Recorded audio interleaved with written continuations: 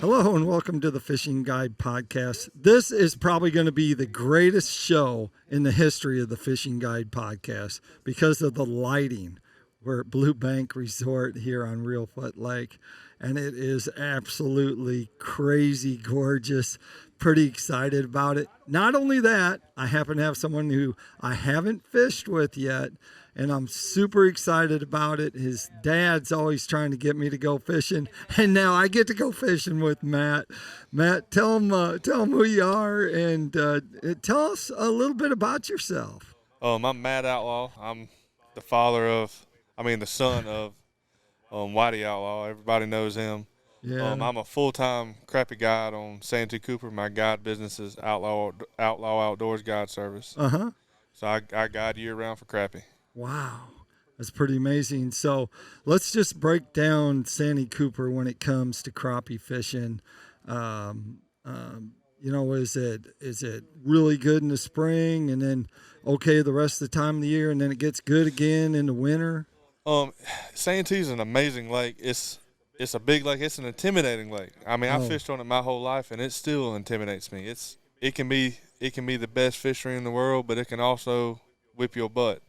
But it's got world-class fish. It's got 3-pounders. We've got a lot of big black crappie in that lake. Really? Yep.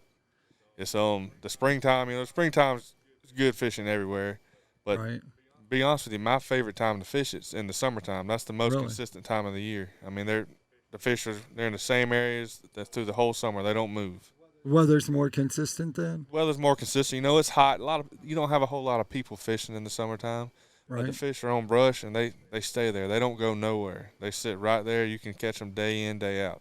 Talk about the brush. Is it brush that you're bringing in, or is it brush that is like put in by the state? How does that get put in there? The state puts in some brush. I put in a lot of brush myself, and you find a lot of brush. With electronics, you find a lot. Right. And there's also a lot of structure. That lake it's a lot like Reelfoot. It's got a lot of natural structure in it. So you can utilize your electronics, and you can find all the structure you need to find. Oh, I gotcha. So, when it comes to fishing in the fall, what happens then? Do they scatter? Do you get some? Like right now, they're kind of transitioning from their summer pattern to the fall pattern, and what they do is a lot of times they get off your shallower brush and they're moving to deep brush, like 20, 30 foot of water, and they're staging up on it. If you find deep brush with fish on this time of year, you normally find big numbers. I'm talking about schools of a few hundred fish. Wow. Yeah, this time of year right here really does get amazing, and the fish start getting thick, they start getting healthy. They're feeding up, fattening up for the wintertime. So this is a really good time to catch good quality fish. Right. And so, are you single poling? Is it pretty much? Is that what you're doing when you're guiding, or does it depend on the client? Most 9% of the time I single pole. We do a lot of casting. Jigs. We do a lot of vertical jigging. Do a lot of slip cork. I mean, I utilize slip corks on brush a lot. That's easy fishing, and it really is a very effective way to catch them, especially this time of year when they're congregated on brush. Let's talk a little bit about slip cork. So tell us the whole from the hook to the cork to the bobber stop. Tell us how you rig it up. I start off. I typically use a number 4 bait hook, and a split shot. Okay. You have your cork. I like a Thiel cork. Right. Then you just got your bobber stopper. It's simple, and it goes back old school, but it's still a very effective way to catch them. And what do you use them for? Line and your rod. I use most time I use a 8-pound slime line, and I use a 8-foot Catch the Fever casting rod. I gotcha. Let's talk about that slime line. Unless you got something else to talk about a float, we'll go to slime line. What's up with that? That's a line that sponsors us, and my dad, he come out with the championship edition, which is the super stretch line, which is a great line. It's got 30% more stretch. It's a monofilament line. Okay. It stretches, but not only does it stretch, it also recoils. So you hook a fish on it, it's like putting him on a spring. He can't get off. Right, so that keeps the tension on. It keeps the tension. It takes crappie's got thin mouths, is what they call them, paper mouths. It takes that tension. It allows the fish to pull on it. It's like having an extra drag on an extra drag. I mean, it's like putting him on a spring. He can pull, but he can't rip himself off. So once you get the hook in him, he's not going nowhere. I gotcha. Talk a little bit about your pole length and if you're one pulling or if you're casting using 2 different rods. Yeah. Normally when I cast jigs, I like a 6 to 7 foot precision cast rod with and I use either a 4 or 6 pound slime line. Gotcha. Like I said, with slip corking, I like to go to a little bit longer rod. I like to use an 8 foot rod and a little bit heavier line, 8 pound. And then if I vertical jig, I use a 12 foot jig rod. And a lot of times jigging, I use heavier. I like a 10 pound when I'm vertical jigging, because most time when you're jigging down in the brush. Right. And you want to have line that's strong enough to, if you get hung up or the fish gets hung down in it, you can force them out of the brush. I gotcha. So you're one pulling almost all the time. 99% of the time, I have one pole in my hand. Let's talk about your boat setup. So if the client would come to you and they were fishing, what would they expect when they get in your boat? We sit side by side. Okay. Just like I always have, and I have the live scope up front, obviously, and I just pretty much coach them where to throw it. Right. And it takes a little bit of, especially if people have never seen live scope before, it takes them a little bit of getting used to them, because the most important thing when you're fishing like that is accuracy. You have to hit your target. You can't just flip it out there. You're actually aiming at an individual fish that you have to flip it to. Right. It takes a lot of coaching, but working through them, that's what I'm there for.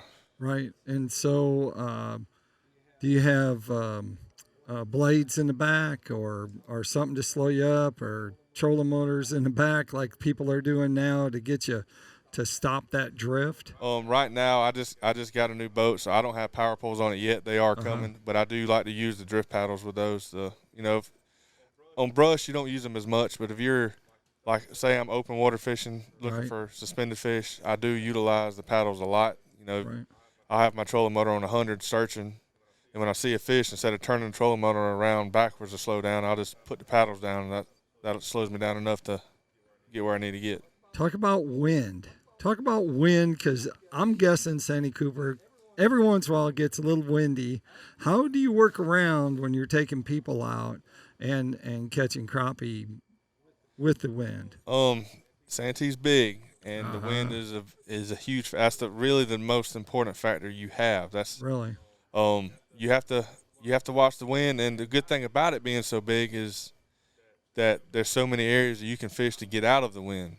Right. So it's very important. I always watch. I don't ever commit to my guide party and where we're going until the night before, because I always like to look at the wind the night before, and that determines where I'm going fishing the next day. Because there's some areas, if you got a north wind, there's some areas you can't fish in a north wind, and it's you get, but like I said, it's so big. There's a lot of places you can move around and get out of the wind as well. Right. So let's talk about zones, because the depth of water that you're fishing in, how does that change in the seasons? When you get in Let's start with spring. Yeah. Spring. The spring, your fish are going to be, they're going to be moving in shallow. Your males, obviously your males, they're going to go to the bank first. They're going to make the beds. Your females are going to be sitting out in a little bit deeper water. Okay. Until the time's right. Then they go in and they lay their eggs. And once they lay their eggs, they're gone. They come back out and they sit out in that deep water. Your males are going to stay on the bank until the eggs hatch. Then they'll ease on. Then you get into, the springtime's good fishing. Anybody can catch them in the springtime. Then my favorite time is after the spring. It's when the summer comes. Right. The summer's, like I said earlier, is the most consistent time to me, especially for black crappie, because when they get done with the spawn, they go back out and they sit on brush. And it's not just deep brush. They'll sit on shallow brush. When I say shallow brush, some of it's in 5 foot of water. Wow. 5, and you still got fish that's gonna be sitting on brush in 30 foot of water. They'll be in, they'll be everywhere, but they'll be on structure, and they'll stay on that structure. I gotcha. And like I said, they'll stay on it all summer. They won't go nowhere. They'll be consistent, no matter how hot it gets. Right. Then you get into the fall, and like I said, your shallower brush, they'll leave it and they'll move out and deeper, and they'll sit in that. They'll be congregated on the deeper brush. And this time of year when you really can see huge numbers of fish. Like if you got brush in 30 foot of water this time of year, you might pull up on it and there could be 400 or 500 fish sitting on that one brush pile. Wow. Then they stay on that until about January. Then they start. You still have some fish that'll be on the brush, but they start easing off, spreading out, and they're getting ready for the springtime again. And then the whole pattern starts over again. Do you chase roamers out in the shad that are out there? I love open water fish. Is probably my favorite way to catch them. Tell them about roamers. So we can tell you that in case you don't know what a roamer is, it's usually a crappie that's following groups of shad, and they're good ones, right? Oh yeah, they're good. You see that you mostly see that in the winter and springtime, and they're not always just chasing shad. Sometimes they're just sitting out there, they're just sitting still. That's when they're fun. When they're sitting, you go out there and you find them and they're just sitting dead still. Yeah. When they're sitting out in the open water, the bite rate is so much better because you think about it. They're sitting out there for a reason. They're not just sitting out there. They're sitting out there because they are feeding. Right. So if you get that jig in front of them, you have a much higher success rate of getting him to bite versus if he was sitting on a piece of structure. So what's your rig? What's your setup for catching roamers? What's your lure? Lure color? Most of the time, I like casting jigs. I use a 16th ounce Rockport Rattlehead with a crappie monster jig. The color it isn't really that important to me. I do personally like something that's got chartreuse in it. Oh, all right. But it's most of the time it's the biggest thing is profile and putting it in front of his face. That's the most important. Accuracy is the most important thing. Yeah. What kind of profile are you using? Anything. You're not using not a curl tail grub. I don't like a curl tail drag. I like more of a straight tail jig. All right. Something that's got action, but it doesn't have a huge amount of action. I don't want to overpower it. I just want something. I like a more subtle approach. Right. But like I said, the biggest thing is accuracy. If they're sitting out in the middle, you put that jig on them, you have a very good chance of getting him to bite most of the time. And what's the distance you're usually casting to then? The furthest would probably be 40 foot. Between the 20 and 40 foot range is what I like to do. I will do it closer, but 20 and 40 foot's that's a good range. That's a good cast, and I'm pretty accurate at that cast. All right. Well, that sounds good. That takes us to Tackle Time. Tackle Time sponsored by PICO Lures. Of course, they make a complete line of hard and soft baits. They even have Vanguard Tackle now, which is terminal tackle, which includes everything from tools to clippers. They got snail hooks. They got everything that's like that. So you can check them out on PicoLures.com. Hey, if they wanted to go fishing with you, much like I get to tomorrow, don't be jealous because I got my camera. I'm still working.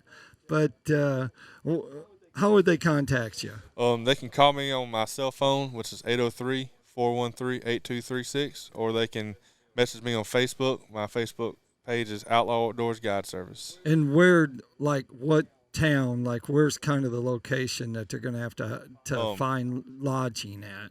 The town of Santee, and we do offer lodging at my dad's place, and we for people that's coming out of town, we do offer lodging as well. And give it a plug. What's the name of it? Well, it's associated to my business. Okay, so if they contact you to get lodging and a guide, they contact me to get lodging and a guide, and it's actually staying at my dad's place, so he actually cooks supper for you and everything. So I was going there. I was wondering, hey, do you cook? So you don't cook? No, I just fish. He handles the cooking.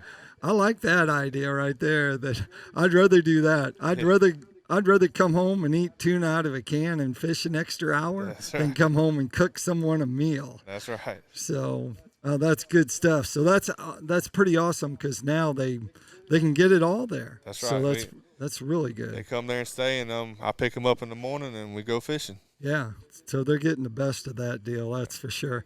Hey, like I always like to say, make sure you keep your hook sharp and your lures in the water.